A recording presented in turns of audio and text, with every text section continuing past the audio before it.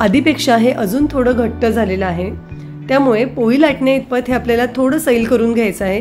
म्हणून अजून पाववाटी दूध मी इथे घेतलेलं आहे। थोडं थोडं दूध घालून पुन्हा हे थोडंसं मळून घेते। खूप आपल्याला सैल करायचं नाही, पण कमीत कमी आपल्याला पोळी लाटता आली पाहिजे इतपत सैल करून घ्यायचं आहे। आता अगदी थोडं थोडं म्हणजे एक एक चमचा दूध मी यामध्ये ॲड करते आहे, कारण आपल्याला खूप दूध घालून हे सैल करायचं नाही आहे।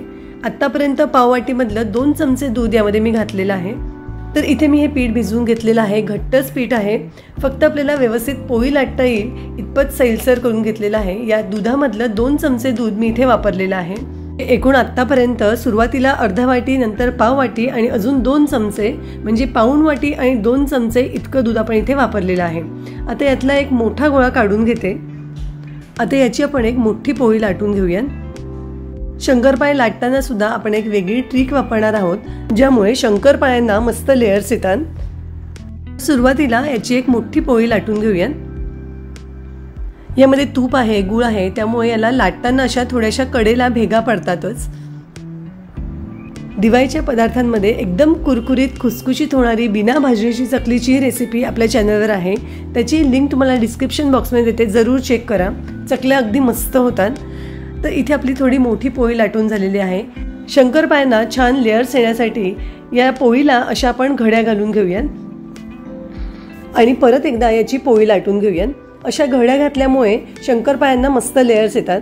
आता याला चौकोनी शेप आलेला आहे, त्यामुळे याला अशा चौकोनी शेपमध्येच लाटून घेऊया, म्हणजे आपल्याला शंकरपाळे कापायलाही सोपं जातं।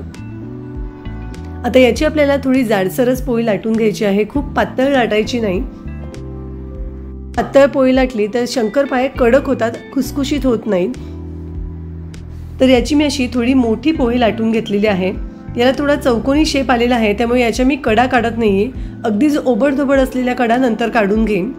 तुम्हाला हव्या त्या आकारात शंकरपाळे तुम्ही कापून घेऊ शकता, चौकोनी कापून घेऊ शकता किंवा काजू कतलीसारखे कापून घेऊ शकता। मी थोडे छोटे आणि चौकोनी आकारात कापून घेते आहे।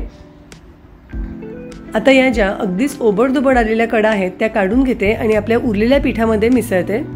तर इथे मी सगळे शंकरपाळे कापून घेतलेले आहे, साधारण इतपत जाडसर शंकरपाळे ठेवलेले आहेत। आता आपण शंकरपाळे तळायला घेऊया।